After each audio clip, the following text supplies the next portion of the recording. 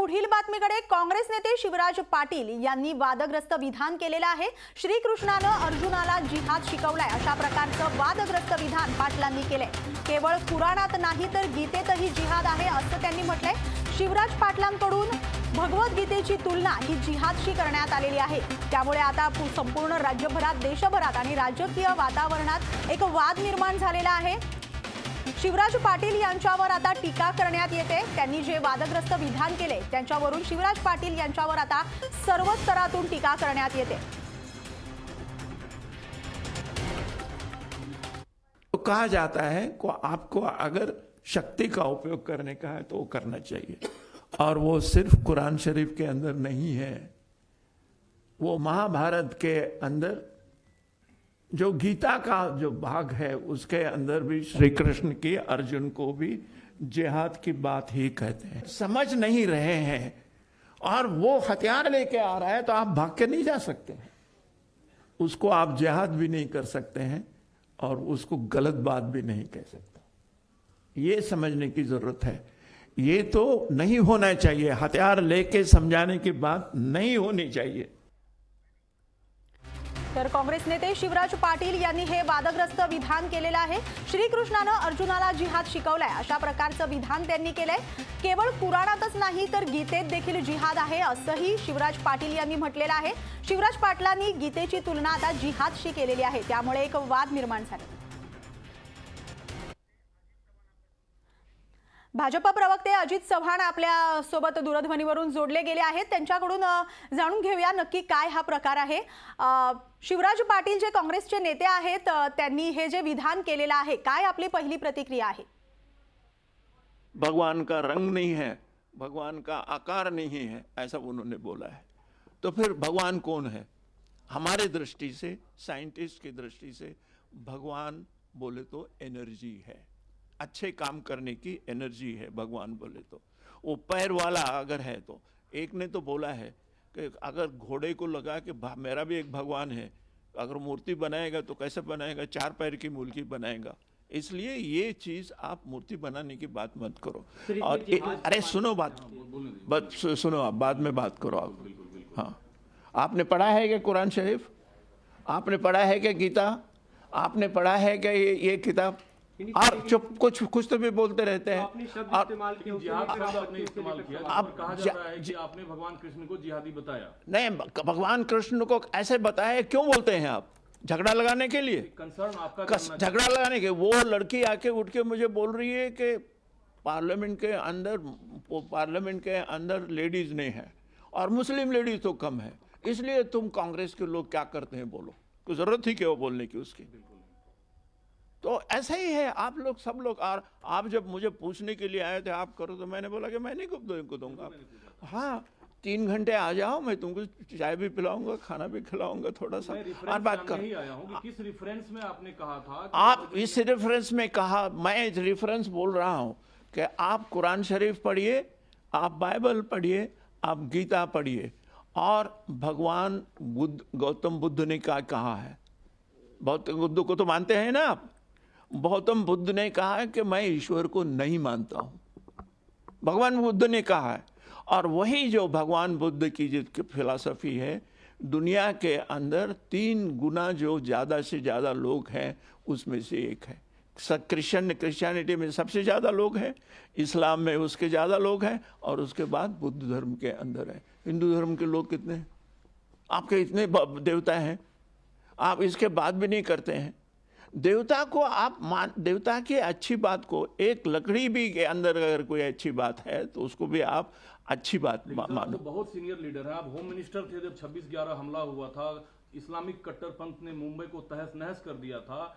उस संदर्भ में जिहाद शब्द जो है, जब कृष्ण से जुड़ता है या कृष्ण के संवाद को अर्जुन से जोड़ते हैं तो एक संशय पैदा होता है। अरे ये वहां पर जिहाद जो हो गया, बॉम्बे के अंदर जिहाद हो गया, उसका इसका क्या संबंध है? यही तो मैं जानना चाहता हूं। आपने जिहाद का इस्तेमाल किया, आपने जिहाद वर्ड इस्तेमाल किया। देखो, ये क्या है कि इस्लाम को बदनाम करने के लिए बोलते हैं कि जिहादी हैं ये लोग, और उनको नाम लगते हैं। तो किसी को उन्होंने इसके अंदर ये कुरान शरीफ पढ़ो आप, और उसके बाद आपको बोला है कुरान शरीफ के अंदर ये है कुरान, ये एक कुरान शरीफ है। लेकिन सर जो आप सुनो, आप पहले जिहाद ऐलान करते आप सुनो पहले। कुरान शरीफ के अंदर उन्होंने कहा है कि कोई आदमी ये मानने के लिए तैयार है कि बहुत सारे गॉड्स नहीं हैं, मगर एक ही गॉड है, उसका कोई रूप नहीं है, उसका कोई रंग नहीं है, उसका कोई आकार नहीं है, इसीलिए वो मूर्ति नहीं लगाते हैं। और क्रिश्चियनिटी के अंदर भी यही कल्पना है, और उसके बाद जू धर्म के अंदर भी यही कल्पना है। वो बोलते हैं कि भगवान है, मगर उनकी मूर्ति नहीं है, मूर्ति नहीं कर सकते, क्योंकि गीता में ही कहा है कि भगवान कैसे हैं, जिनका रंग नहीं है, जिनका रूप नहीं है, जिनका आकार नहीं है। तो है क्या भगवान? कि एक ने बोला कि भगवान भगवान भगवान जो है, तो उन्होंने ये संसार बनाया। अब अरे सुनो तुम, भगवान जो है संसार, तुम बाद में पूछो जो उनको जो पूछने का है। सो भगवान जो है, उन्होंने बोला कि भगवान जो है ये जो है वो जो ये है, तो वो लोगों ने बोला कि भगवान नहीं है तो क्या है फिर, ये ब्रह्मांड कैसे बना? ये जो धर्म है इसके अंदर जो चीज़ें लिखी गई हैं वो एक चीज़ ये है कि ब्रह्मांड किसने बनाया। हम घर बनाते हैं, वैसा कोई तो भी एक भगवान है जिन्होंने ब्रह्मांड बनाया, ऐसा सनातन धर्म भी कहता है ईश्वर एक है और सभी रास्ते उसी ईश्वर तक पहुंचता है। सनातन धर्म में नहीं, ये जो है आपके जो वेद हैं उसके अंदर लिखा है, ऋग्वेद के अंदर लिखा है। और आप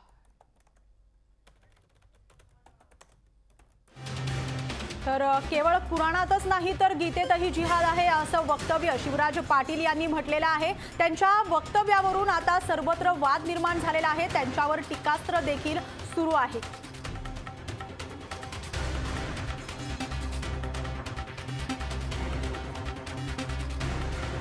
भाजपाचे प्रवक्ते अजित चव्हाण आपल्या सोबत जोडले गेले आहेत। अजित, स्वागत आहे अजितजी तुमचं या लोकशाहीमध्ये। शिवराज पाटलांनी जे वक्तव्य केलेलं आहे, श्रीकृष्णाने अर्जुनाला जिहाद शिकवला आहे आणि केवळ कुराणातच नाही तर भगवद्गीतेत सुद्धा जिहाद आहे असं जे वक्तव्य त्यांनी केलेलं आहे, काय आपल्या पहिल्या प्रतिक्रिया? ही कधी कधी असं वाटतं ना की काय खरंच ही माणसं देशाचं नेतृत्व करत होती, म्हणजे सर्व धर्म समभाव आहे, सर्व धर्मांचं तत्वज्ञान एक आहे हे सांगून भलामण करण्याचा आणि आपल्या वक्तव्याचं लटकं समर्थन करण्याचा प्रयत्न ज्येष्ठ नेते शिवराज पाटील चाकूरकर हे करत होते। परंतु यातून एक गोष्ट तर अगदी स्पष्ट होते की मला इतर कुठल्याही धर्माबद्दल काही बोलायचं नाही किंवा इतर कुठलीही टिप्पणी भाष्य करायचं नाही। मी पत्रकार आहे, त्यामुळं साहजिकच आहे पत्रकाराला वाचन करावं लागतं। मी वाचनाचा भोक्ता आहे, त्यामुळे मी मराठीतून कुराण वाचलेला आहे, हिंदू आहे, मी श्रद्धावान हिंदू आहे व्यक्तिगत जीवनामध्ये, त्यामुळे निश्चित गीतेचं सार वाचलेलं आहे। गीतेवरती वेगवेगळ्या टीका उपलब्ध आहेत त्या मी वाचलेल्या आहेत आणि अर्थात बायबल देखील वाचलेला आहे। निश्चितपणे सर्व धर्मांचं तत्वज्ञान एक आहे, परंतु भारत हा असा देश आहे की भारताच्या अगदी लहानात लहान गावामध्ये कुठल्याही व्यक्तीला गीतेचं तत्वज्ञान माहिती आहे, गीतेचं सार माहिती आहे। अनेक महान आत्म्यांनी पांडुरंग शास्त्री आठवलेंपर्यंत अगदी ते थेट भगवान श्रीकृष्णापासून ही परंपरा सुरू होते की या महान आत्म्यांनी या आमच्या गीतेचा सार या भारत भूमीमधल्या प्रत्येक व्यक्तीपर्यंत पोहोचवण्यासाठी गेली हजारो वर्ष शेकडो वर्ष कष्ट घेतलेले आहेत। हास्यास्पद आहे हे। आणि मला शिवराज पाटील चाकूरकर यांच्या म्हणजे एखाद्याचं तुम्हाला लांगुल चालन करायचंय तुम्ही निश्चित करा, पण तुम्ही हिंदूंचा अपमान करू नका। ही याच्यामध्ये खालच्या पातळीवरती जाऊन टीका करायची नाहीये, कारण हा अतिशय संवेदनशील मुद्दा आहे। आपण नक्की काय वाचलाय, त्याचा अर्थ आपण कसा लावतो, आपण इतकी वर्ष या हिंदुस्थानच्या राजकारणामध्ये आपली हयात घालवली राजकारण करत असताना, आणि सर्वसामान्य जनतेने देखील लक्षात ठेवायचं की ह्या अशा पद्धतीनं हिंदूंच्या तत्वज्ञानाबद्दल, हिंदू विचारधारेबद्दल विचार करणारी व्यक्ती काँग्रेसने या देशाच्या गृहमंत्रीपदी नेमली होती।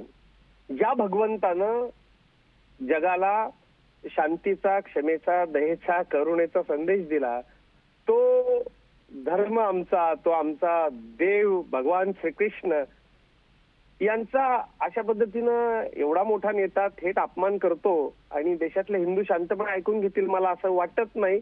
खरं तर त्यांनी कुराण मधला जिहादचा अर्थ अभिप्रेत घ्यावा. एक धर्मग्रंथ असं सांगतो की इतर कुठल्याही धर्मीयाला जगण्याची परवानगीच नाहीये. इतर धर्मीयाला जगण्याची परवानगी नाहीये. आणि गीतेचं सार काय सांगतं हे आहे आपल्या सगळ्यांना माहिती आहे. अगदी सोप्यात सोपं बाळबोध परमपूज्य पांडुरंग शास्त्री आठवले गुरुजींनी दादांनी जे गीतेचं सार सांगितलंय ना ते सार मी कुरिअरनी आता त्यांच्याकडे पाठवतो. आणि राहिला दुसरा एक महत्वाचा मुद्दा की आमच्या तत्वज्ञानाचा, आमच्या देवाचा, आमच्या परमपवित्र प्राणप्रिय ग्रंथाचा तुम्ही कसंही इंटरप्रिटेशन कराल, कसंही अपमान कराल आणि ते लोक सहन करून घेतील. काँग्रेसी लोकांनी हे लक्षात घेतलं पाहिजे की आता तो भारत राहिलेला नाहीये. याची प्रतिक्रिया येईल मिनलजी, आणि जोरदार प्रतिक्रिया येईल आणि काँग्रेसची प्रतिक्रिया पाहिल. एक फक्त सांगतो की ठाण्यामध्ये 2 दिवसापूर्वी हिंदू संत संमेलनामध्ये माझे नेते माननीय देवेंद्रजींनी भाषण केलं. अजितजी, नक्कीच ही खरंच अपमानास्पद आणि लज्जास्पद बाब आहे जे शिवराज पाटील यांनी जे वक्तव्य केले. धन्यवाद तुम्ही दिलेल्या आपल्या प्रतिक्रियेबद्दल.